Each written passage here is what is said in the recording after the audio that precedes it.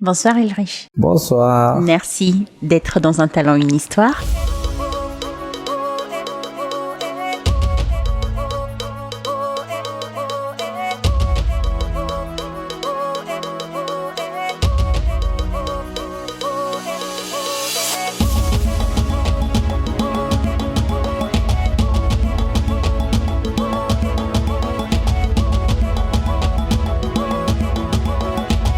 Pour ceux qui ne te connaissent pas, j'aimerais que tu nous racontes qui es-tu. Ulrich Adjovi, béninois. J'interagis dans plusieurs domaines, mais surtout dans l'événementiel, métier que j'adore. Je travaille principalement au Bénin. Je suis dans plusieurs pays, le Togo, le Burkina, la Côte d'Ivoire, le Nigeria. Nous vivons dans mon entreprise avec toute mon équipe une belle histoire. Et c'est cette histoire que j'aimerais que tu nous racontes aujourd'hui. Quel a été ton parcours justement ? Né d'une belle famille, études en France, fini mes études. Études de quoi ? Finance, expert en ingénierie financière. J'ai aimé ce que je faisais. Je travaillais. Après un moment, je me suis décidé, je me suis dit, il fallait que je me mette à mon propre compte, comme la plupart des gens en général, la plupart des jeunes, à un moment donné, on en a marre, on a envie de se mettre à son propre compte. Donc j'ai démissionné en France. Je suis allé en Chine, j'ai fait 9 mois en Chine. J'ai exploré, compris beaucoup de choses, compris le business, où acheter, comment acheter, qu'est-ce qu'il faut ramener en Afrique, qu'est-ce qu'il faut ramener en Europe. Et après, je suis rentré. Je suis rentré au Bénin. Et c'est de là l'histoire a commencé. Elle commence comment cette histoire ? Avec quoi justement ? Financier de formation que je suis, j'ai d'abord créé une société en intermédiation bancaire. J'étais intermédiaire bancaire, je travaillais avec plusieurs banques du pays, sans les citer, Ecobank, UBA. On était intermédiaire bancaire, on a beaucoup évolué. À un moment, stop pour des raisons que je ne veux pas donner ici. Et un ami m'appelle, il me dit, Ulrich, j'ai ma boîte de nuit à vendre. Là, je lui fais un coucou. Thierry Dina. Il me dit, j'ai ma boîte de nuit à vendre. Est-ce que ça t'intéresse? Je dis vraiment, déjà moi, je suis financier. Je vais pas en boîte, tu le sais très bien. Ce serait vraiment incroyable pour moi de gérer une boîte. Alors, j'appelle celui qui est mon partenaire aujourd'hui, boîte Barbare. Je dis, écoute, il y a un bon coup à faire. Il y a un ami à moi qui veut vendre sa boîte de nuit. Si ça t'intéresse, on y va. Il m'a dit oui, j'ai pas d'argent. J'ai dit, moi non plus. Alors, je rappelle mon gars, le vendeur, je lui dis, écoute, moi, j'ai pas d'argent. La boîte de nuit s'appelait le Lounge Bar, que tout le Bénin connaît. J'ai pas d'argent. Si ça t'intéresse, je te paye 1 million par semaine pour te rembourser. Je savais pas qu'il allait dire oui, en fait. D'accord. Finalement, il dit oui. Il dit, si c'est toi, je te fais confiance, allons-y. On a signé. Mon partenaire et moi, on avait 2 millions. On prend les 2 millions, on lance des petits travaux. Et le premier jour, on fait un chiffre d'affaires incroyable. Et pendant pratiquement 1 mois, on a fait de très bons chiffres d'affaires. Et après, je me suis rendu compte qu'en 1 mois, j'ai connu la plupart des personnes importantes que j'avais envie de rencontrer quand j'étais financier. Tu es là, tu vois au bar un DG d'une grande banque qui est seul, avec son verre et son cigare en train de boire un verre. Tu viens t'asseoir à côté de lui, tu lui dis, je suis Ulrich Adjovi, je suis propriétaire d'ici. Je voulais vous parler depuis 6 mois. Je suis heureux de vous rencontrer. Donc, je me suis rendu compte en réalité que c'est des business d'accélération d'affaires parce que tu rencontres tout le monde. Les douaniers, les banquiers, les transitaires, tout le monde. Donc, ça m'a vraiment impacté ce premier mois.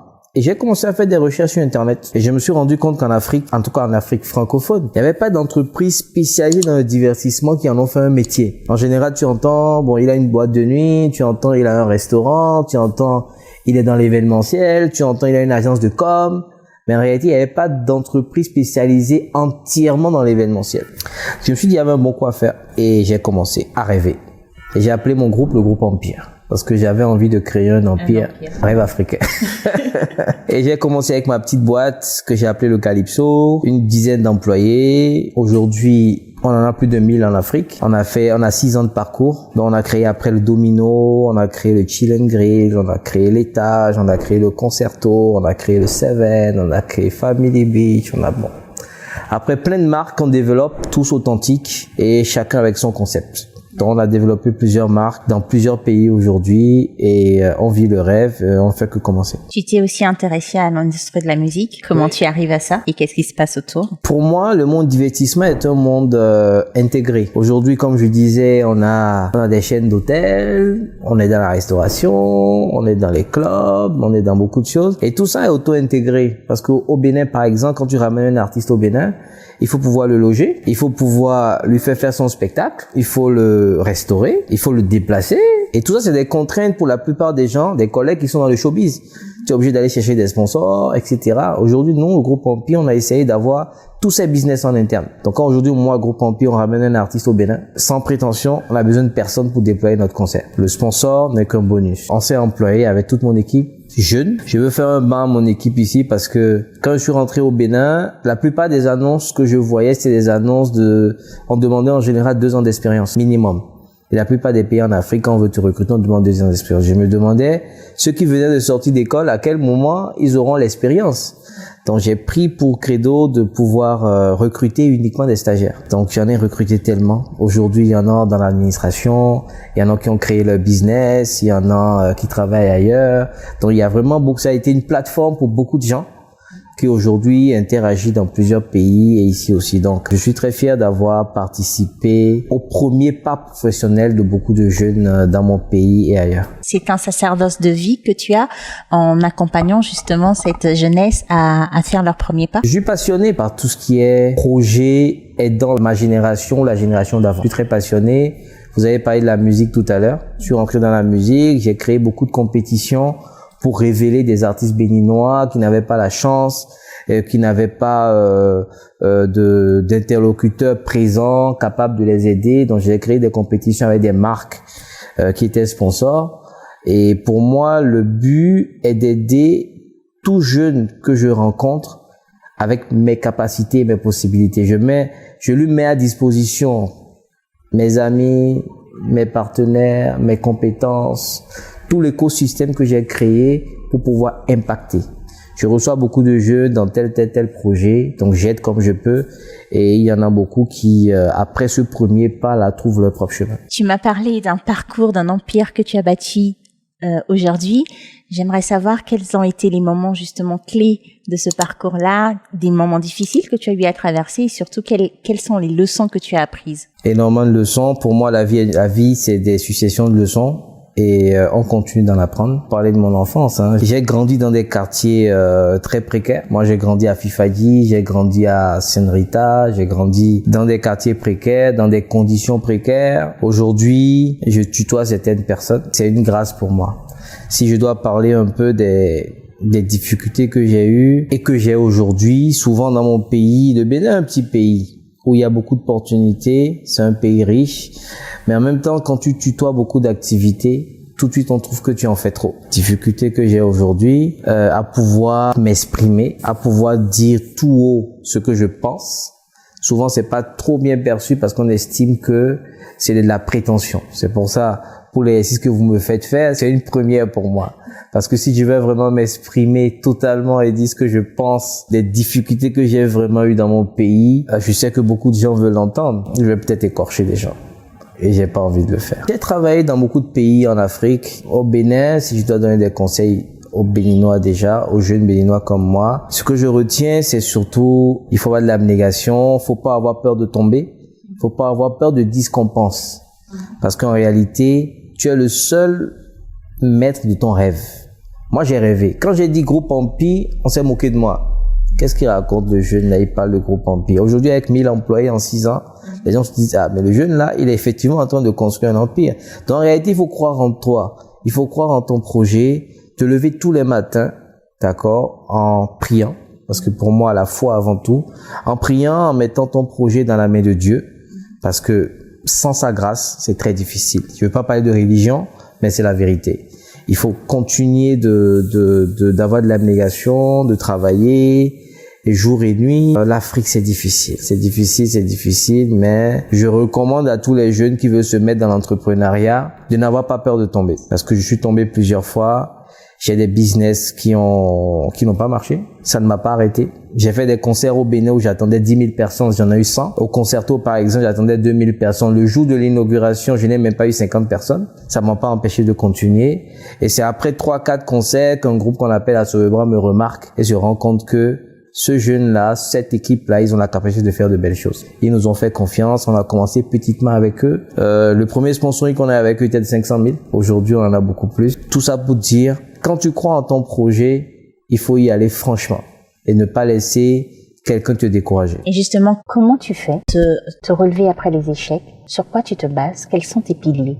Si tu devais donner un conseil à des jeunes entrepreneurs, justement, parce que j'en ai reçu pas mal qui me disent, oui, c'est difficile, j'ai échoué, et qu'ils ont l'impression que quand ils échouent, c'est la fin, en fait. Pour moi, le premier pilier, comme je disais tout à l'heure, pour moi, sans vouloir paraître religieux, pour moi, c'est la foi. Quand tu perds ta foi, tu n'as plus rien. Parce que quand tu échoues, tes parents ont beau te conseiller, tes amis ont beau te dire ça va aller. Quand tu rentres dans ta chambre, tu te retrouves seul. Et quand tu te retrouves seul, dans quoi est-ce que tu puisses ton énergie pour reprendre le lendemain? Moi, mon énergie, c'est la foi. Je prie, je rends grâce à Dieu pour mon échec et je lui demande de me donner la force de continuer le lendemain.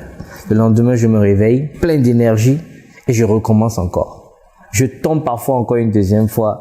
Le lendemain encore, je me réveille, je recommence. À un moment donné, j'ai souvent dit, quand le diable n'arrive plus à t'atteindre, il te fuit. Ça, c'est vrai. Et aujourd'hui, franchement, tout va bien. On ne dit pas tout va bien, mais je tape du doigt, je tape du bois, mais franchement, tout va bien. Les partenaires me font confiance, le public me fait confiance, mon équipe me fait confiance, et vraiment, ça se passe super bien aujourd'hui.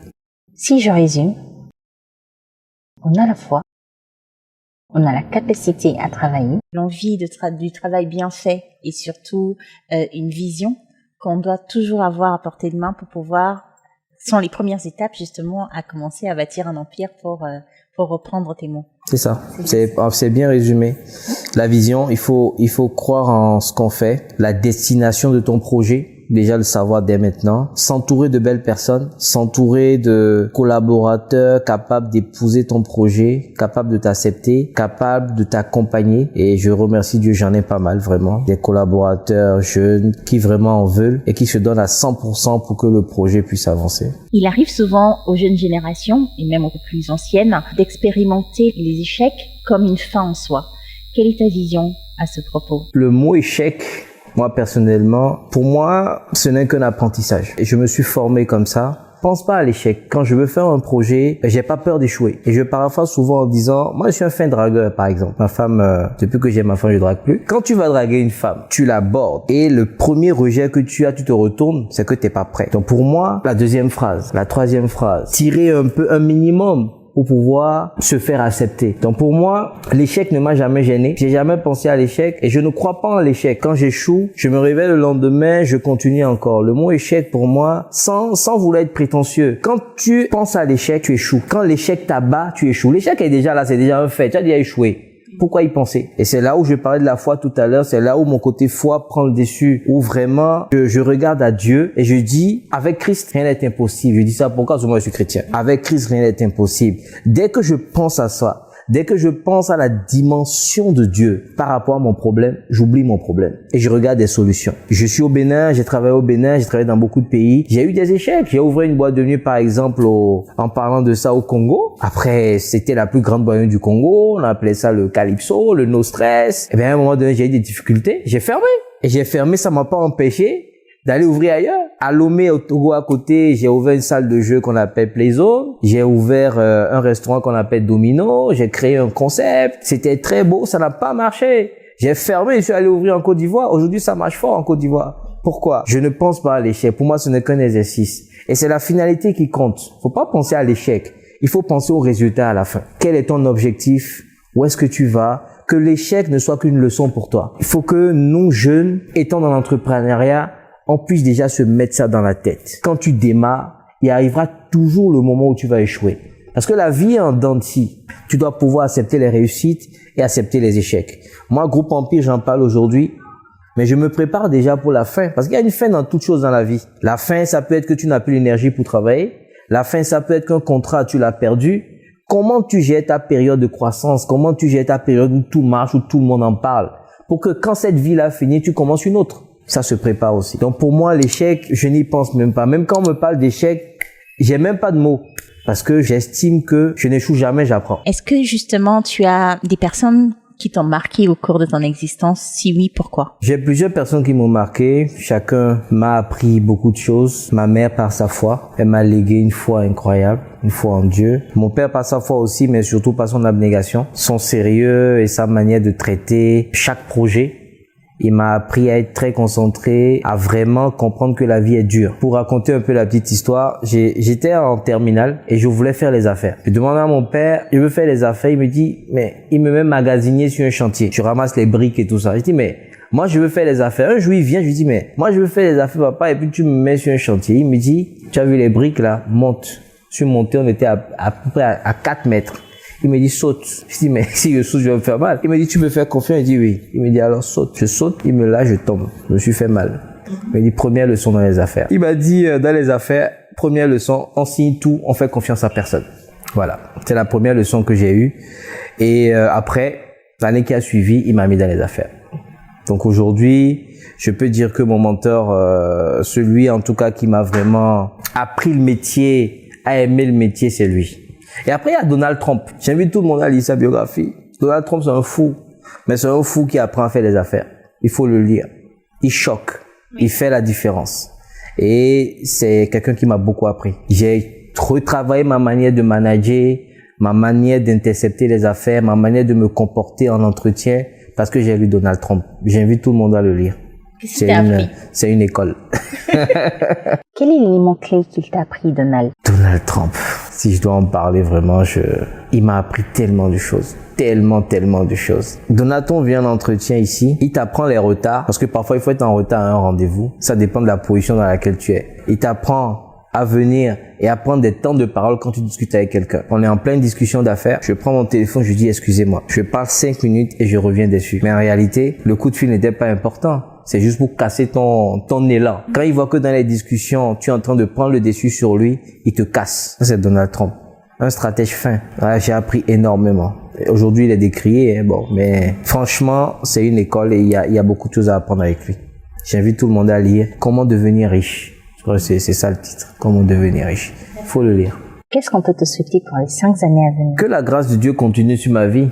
Quand tu as la grâce, tu as tout. Dieu continue de m'entourer de belles personnes. Parce que j'avoue que je suis vraiment bien entouré. Que Dieu continue d'écrire son œuvre par moi. Parce qu'il écrit son œuvre par beaucoup de personnes. Et je demande chaque fois qu'il continue de faire de moi une publicité pour sa gloire. Nous arrivons au terme de cet échange. Je vais t'inviter à regarder la caméra en face de toi et à donner un message pour les générations à venir. Ce que je peux dire aux générations à venir, même ma génération, l'Afrique se crée. L'Afrique se transforme. Beaucoup de choses se créent ici. Tout se passe en Afrique aujourd'hui. Vraiment, il faut choisir une spécialité. Choisir une spécialité, se mettre à fond. Avoir du courage, de l'abnégation, de la foi. Vraiment croire en son projet. Parce que je rencontre beaucoup de gens qui sont des success stories. Je rencontre d'autres qui se cherchent, qui essayent de faire de belles choses. C'est pas toujours facile.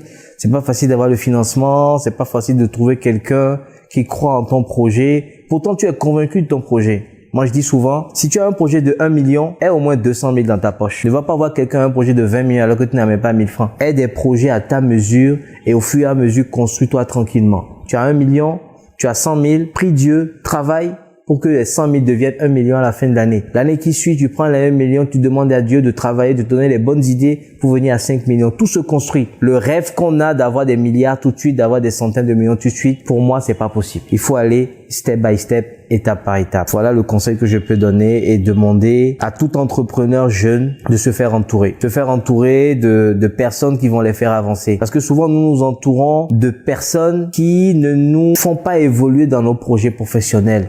On est ensemble pour boire un verre, on est ensemble pour discuter, mais à aucun moment, les sujets ne sont des sujets de développement pour nous deux. Il faut que nous passons plus de temps avec des gens qui ont envie de construire comme nous, avec qui nous partageons des projets, avec qui nous échangeons. Ça, c'est un toilettage personnel dans ton environnement propre. Entoure-toi de personnes qui ont envie de réussir comme toi, qui partagent ton projet, avec qui tu peux échanger, avec qui tu peux même réaliser de belles choses, que de passer du temps avec des gens qui peut-être eux aussi ont besoin d'autres personnes, mais pas toi. Crée un environnement qui correspond à ton domaine d'activité et qui va te faire grandir. Voilà ce que je peux donner comme conseil. Je te remercie infiniment pour cet échange. J'étais ravie de partager ce moment avec toi. Tu m'as appris beaucoup de choses. On est deux. Tu m'as appris à parler surtout devant la caméra. Quant à moi, je vous retrouve la semaine prochaine dans Un talent, une histoire.